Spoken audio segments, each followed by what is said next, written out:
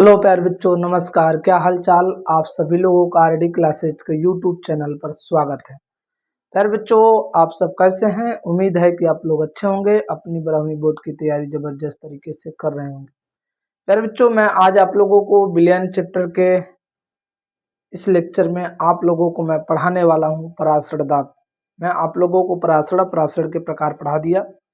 इस लेक्चर में मैं आपसे बात करूंगा पराशर दाब की। तो चलिए प्यारे बच्चों, स्टार्ट करते हैं। आपसे पूछा जाएगा कि पराशर दाब क्या होता है।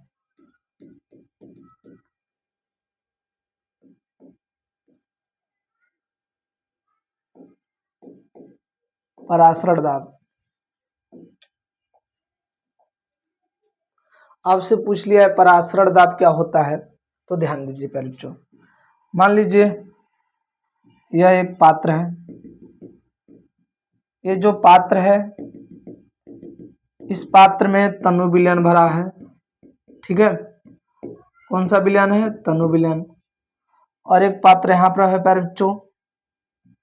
इस पात्र में ध्यान दीजिएगा, इस पात्र में सांद्र विलयन भरा हुआ है। कैसा विलयन है? सांद्र विलयन। ठीक है प्यारे बच्चों, सांद्र विलयन। अब एक चीज पता होना चाहिए, तनु विलयन में विलायक की मात्रा अधिक होती है। विलायक विलायक की मात्रा क्या होती है? विलायक की मात्रा या विलायक अधिक होता है। इससे सिंपल से काम, विलायक अधिक होता है। और प्यारे बच्चों, विलेय क्या होता है? कम होता है।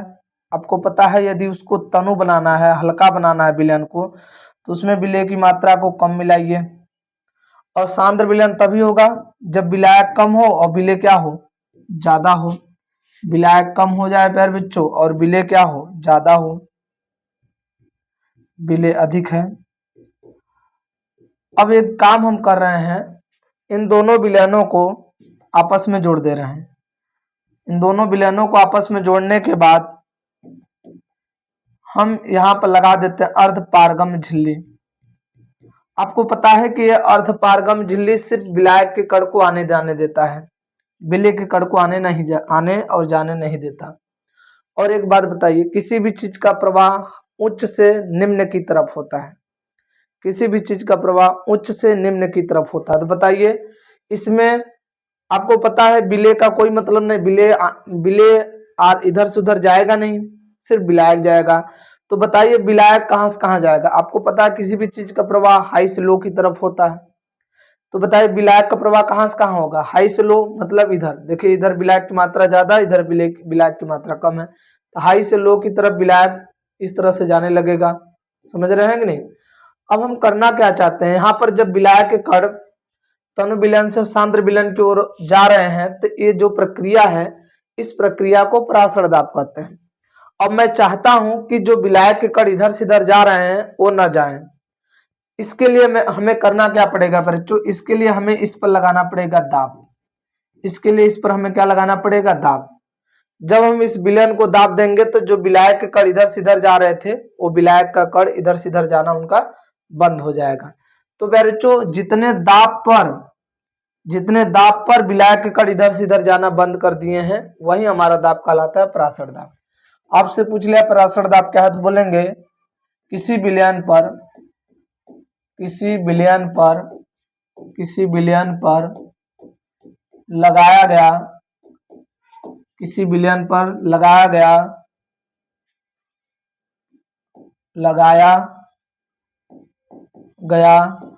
वह आवश्यक न्यूनतम दाब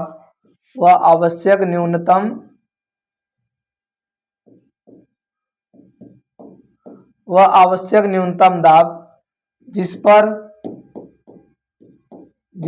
परासरण की प्रक्रिया रुक जाती है उसे जिस पर परासरण की प्रक्रिया रुक जाती है उसे परासरण दाब कहते हैं। ठीक, आप सभी लोगों को क्लियर हो गया प्रासड़ दाब किसे कहते हैं। किसी विलयन पर लगाया गया हुआ आवश्यक न्यूनतम दाब जिस पर प्रासड़ की प्रक्रिया रुक जाती है उसे प्रासड़ दाब कहते हैं। क्लियर।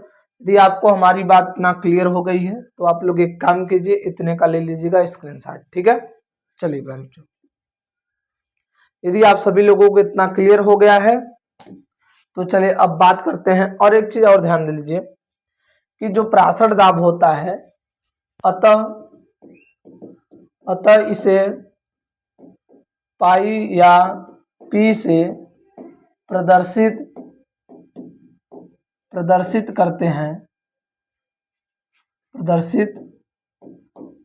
करते हैं। ठीक है, और बताइए, और पॉइंट में इसका व्यंजक कैसे प्राप्त करेंगे। व्यंजक मतलब प्रासड़ दाब का फार्मूला, तो ध्यान दीजिएगा पाई प्रोपोर्शनल सी समीकरण फर्स्ट लिख देंगे, पाई प्रोपोर्शनल टी समीकरण सेकंड। अब एक काम कीजिए, इन दोनों को मिला दीजिए, समीकरण 1 तथा 2 को मिलाने पर क्या हो जाएगा बच्चों, पाई प्रोपोर्शनल सी टी हो जाएगा। प्रोपोर्शनल करता है तो बराबर अब के आता है, बराबर यहाँ जो के है वो आर आता है, सी पाई बराबर आर सी टी। अब ध्यान दीजिएगा बच्चों, जहां पाई है प्रासड़ दाब,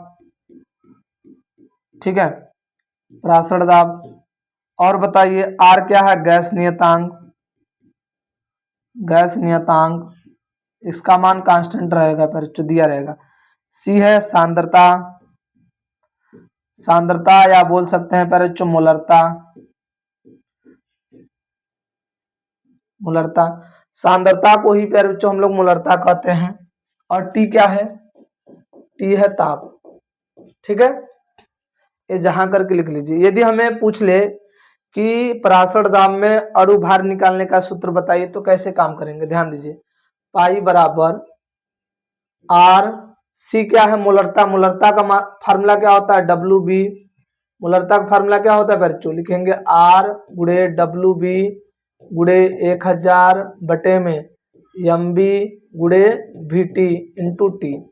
मतलब बच्चों पाई बराबर हमारा हो जाएगा आर गुड़े डब्ल्यू बी गुड़े 1000 गुड़े टी बटे में कितना हो जाएगा, एम बी गुड़े वी टी। हमें एम बी बोलेगा निकालने के लिए तो क्या काम करेंगे, एम बी बराबर लिख सकते हैं आर गुड़े डब्ल्यू बी गुड़े 1000 गुड़े टी बटे में कितना हो जाएगा पाई गुड़े वी टी। ये हम कब फार्मूला यूज करेंगे, जब हमें प्रश्न में बोल दे कि प्रासड़ दाब दिया हो और विलेय का मोलर द्रव्यमान बोल दे या अणु भार बोल दे प्यारे बच्चों, तो हम इस फार्मूले का यूज कर सकते हैं। ठीक है, आप एक काम कीजिए, इतने का ले लीजिएगा स्क्रीनशॉट। ठीक है, ठीक है बच्चों, उम्मीद है कि आप लोग स्क्रीनशॉट ले लिए होंगे।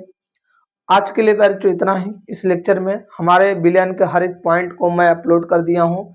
विलयन के हर एक पॉइंट को देखिए, समझिए और प्यारे बच्चों वीडियो को शेयर कीजिए, लाइक कर दिए।